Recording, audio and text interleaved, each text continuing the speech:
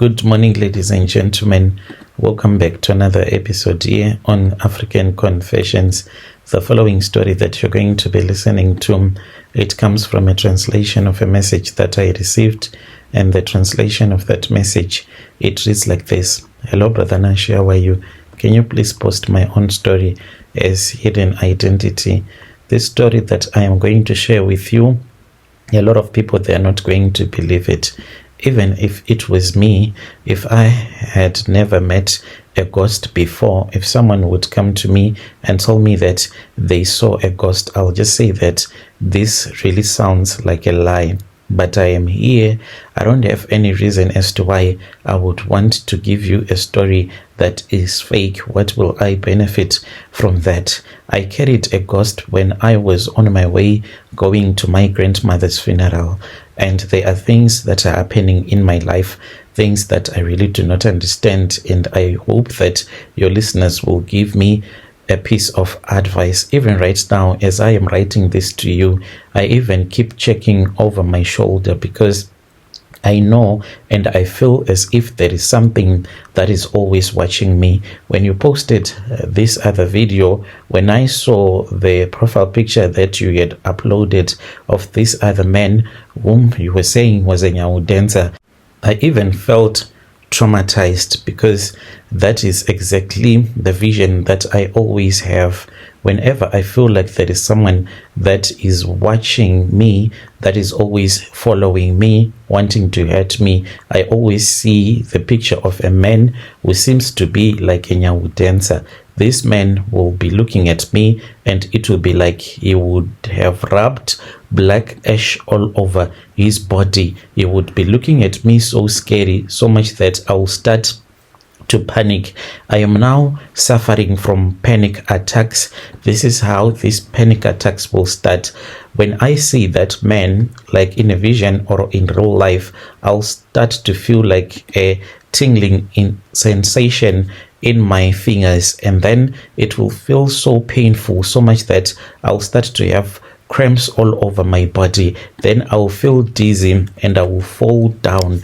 But I am so grateful that it has never happened whilst I am driving, because I do work as a truck driver. I just want to thank God that He has protected me each and every time when I am driving. And I am so scared that if it will ever happen that I have these panic attacks whilst I am driving, I am going to cause like a very big accident on the road. So whenever I am traveling, I always confirm in the group, because I am in these groups on WhatsApp of truck drivers. So I will ask, is there anyone that wants to travel with me whilst I teach them how to drive? I do this at all the times because I want to travel with someone else. I am so scared to travel alone because I know that there is someone that is always following me, a bad spirit that follows me each and every time. So I am scared to see the ghost of that woman that I met and I carried in my taxi when I was going to my grandmother's funeral. I don't feel safe at all. I only feel safe when it is during the day.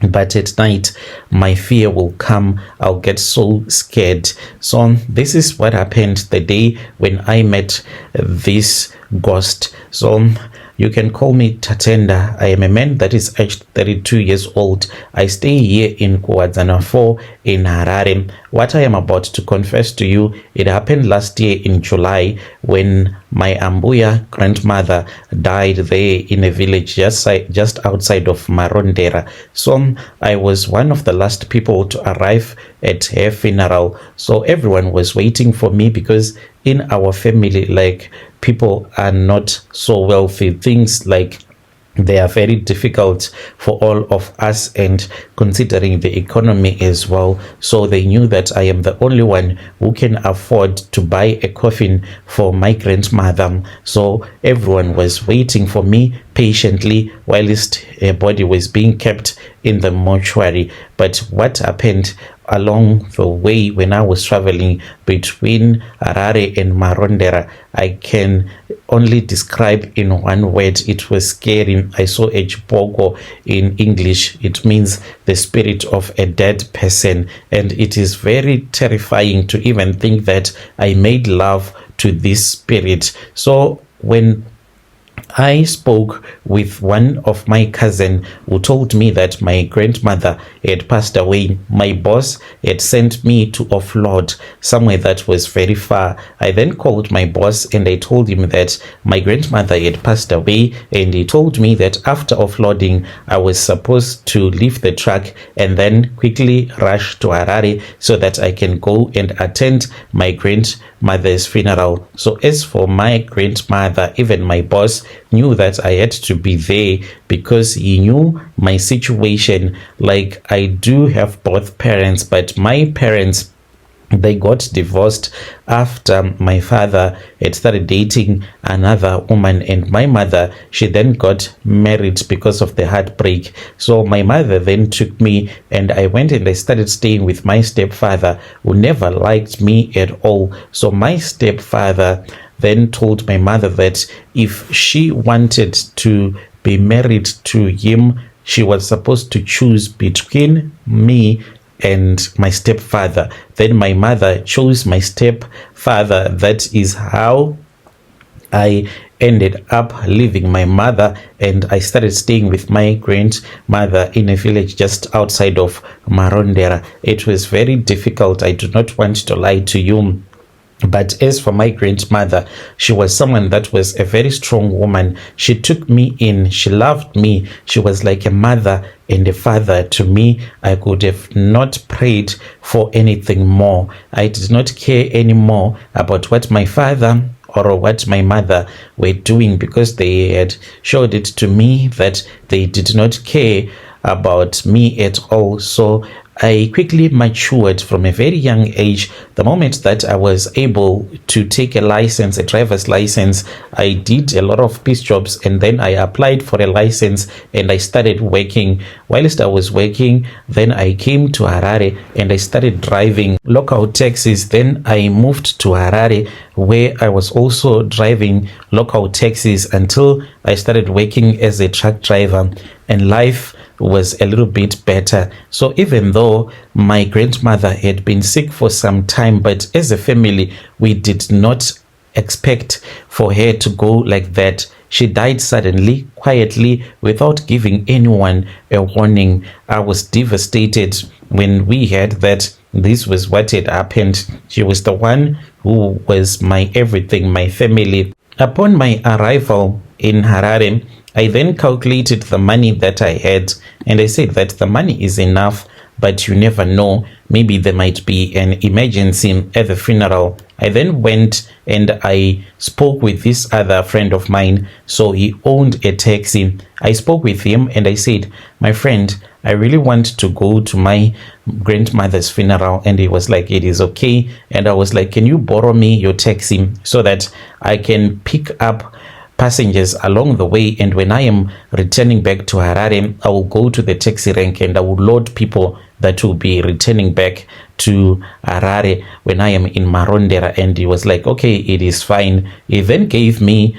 his taxi. We bought some groceries that we were going to be using on the funeral. I had already picked up two of my cousin from Mbare. Then we started driving towards Marondera. I can say maybe it was somewhere around 6 p.m. It was a little bit dark. So just before we hit the toll gate past Rua, something strange really happened. I saw this woman. She was quite beautiful. I liked her skin, even though it was a bit dark. I saw that she was very light-skinned and she had a very good body shape. So I just wondered, what is such a beautiful woman doing here in the middle of the road and it is dark like this? What if another man takes advantage of her? So I just felt sorry for him. Since we had not picked any passengers, I then decided to pick her up. But as for my cousin brothers, they say that they don't even remember anything, like they were dead asleep. I really do not understand what happened on that night. Even when I told them that I had seen a ghost, they said, Tatenda, watanga mbanje dzako dziya, meaning, Tatenda, you have started. You see this weed that you are always smoking, it is now making you to hallucinate. They do not believe that I saw a ghost. So, Brother Nashi, I had stopped my taxi and I was speaking with this very beautiful woman whom I'll call Tari. I was like, where are you headed to, my sister? Then that was when she started crying. I said, you can get into the taxi. Brother Nashi, when these things were happening, I don't think that I was normal anymore, because one of my cousin brother was sitting in front with me, but this girl, when she came into the taxi, she was also sitting in front with me. Since she was very beautiful and attractive, I never even bothered to check on my cousin brothers. At that time, all that I was doing was lusting after this woman. She was crying. I asked her what was wrong. She then said she was going to be open enough with me. She had lost her husband. Her husband had brought another woman to her place, and her husband had chased her away, saying that he wanted another woman. And I was like, so where are you going right now? She was like, I'm going to a place where no one likes me at all, and I am going to my stepmother's house, and it is going to be very difficult for me. That is why I am crying. This lady, she only had a handbag and she was wearing really nice clothes. So as we were talking, I started lusting after her. Then that was when she said, everything that you wish to do to me, I also wish to do the same to you. I stopped thinking after she had told me that she wants to go into the bushes to pee, and I knew that she wanted to give me sex. So I then stopped the taxi by the side of the road. I did not even check up on my cousins. I was like, if I tell them, they are going to stop me from sleeping with this woman. I want to sleep with this woman so bad. She is very attractive. Then that was when she was like, let us go into the bushes. We walked into the bushes. Then that was when she said, let us sleep here. She then took a reed mat. I never even bothered to think about it. Like, this woman, she only had a handbag, but now she had a reed mat. Where she had gotten this reed mat, no one even knew. Well, she slept on that reed mat, and I went on top of her and I started sleeping with her. It was so wonderful and marvelous. But whilst I was busy making love to her, I looked at her and I saw that her eyes became different. Like, there were times when she would stop breathing, like she would become like a dead person. And then that was when I panicked, and we finished and we started talking as we were walking towards the taxi.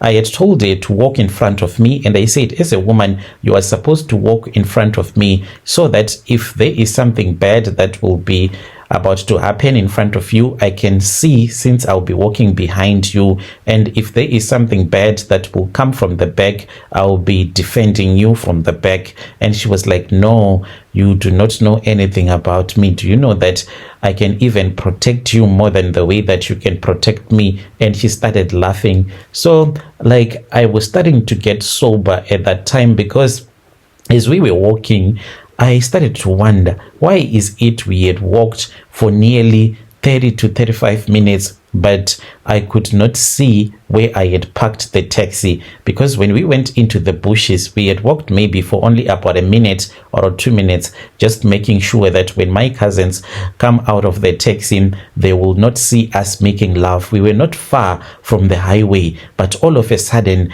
I could not even hear the cars that were traveling along the highway anymore. We were so far away from the highway, such that we had to walk for a very long distance to return back to the highway. So this lady, I knew that she was behind me, even though I was not even checking up on her, because she kept on telling me how much she loved me.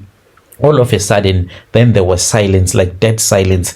Then I turned around and I did not see him. I said, Tariro, where are you? Where are you? I started shouting. I was panicking now. I was like, this lady, where did she go to? Because the last thing that I had heard, she was like, Tatenda, I am in love with you. Then she just vanished. Brother Nashi, that was when I saw a little dancing flame. It was as if there was someone that was playing with a matchstick that was burning. Then that was when that little fire started growing. It kept on growing and growing and growing until it became a big ball of fire, and it flew into the sky. When it flew high up in the sky, it exploded. You see, like what fireworks do when they explode in the sky, like they brighten up the sky. That is exactly what happened. That was when I realized that I was now dealing with a ghost.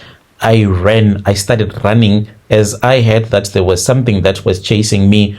I ran from where I had seen this big explosion in the sky for about an hour. After I had been running for about an hour, that was when I saw that I was now close to the place where I had left the taxi. And as for Tariro, there was no way where she could be found. I then returned back to the taxi. When I told my cousin brothers what had happened, they just laughed at me and they said that even though they were sleeping, but they knew that I was just making up this story. We then drove towards Marondera. When we arrived there, I told my relatives, even though I had this woman, she would be whispering in my head. She would be like, Tatenda, Tatenda, if I wanted to kill you, I could have killed you in the bushes. Therefore, do not tell anyone. This is what I want you to do. My relatives, they buried me at Mbudzi Cemetery. This is a cemetery that is in Harare, towards Harare Masvingo Highway. So she was like, they buried her in a cemetery where she did not want to get buried. Therefore, she wanted me to go to that cemetery to dig up her grave, and after I would have dug up her grave, I was supposed to take her to Marondera, at the village where she wants to be buried, right next to her mother. So she was like, please do not expose me to anyone, because some of my relatives, after they had buried me, they put some charms on my grave so that my spirit can be a wandering spirit forever. But after I found you, I found my strength again. Please do not tell anyone. So then I had already told my brothers, and they were telling everyone at the funeral that Tatenda has seen a ghost. He said that he saw a ghost. So I was supposed to explain myself. Then my uncle said that if indeed I saw a ghost, I was supposed to be cleansed, and a traditional healer was brought after we had buried my grandmother, and that cleansing ceremony happened. And this spirit was so angry with me. Right now, I keep on hearing the voice of this spirit. She says that if you ever try to go to a traditional healer to get healing, you are going to see what I am going to do to you. So I need help. As for now, I need advice. What am I supposed to do? Whenever I try to get help, if I try to pray, the situation gets even worse, because after praying, I'll start to suffer from terrible dreams. I always have these terrible dreams where I am being hunted down by 7 huge black dogs. They will be chasing after me almost each and every night. I just need help right now. When you post my story, please tell me. I'll be following through in the comment section. Dear listeners, right there was a message that was sent to me by one of our brother. Do you believe that ghosts, they are for real? If you do believe that ghosts are for real, you can come to my inbox and tell me your own side of the story.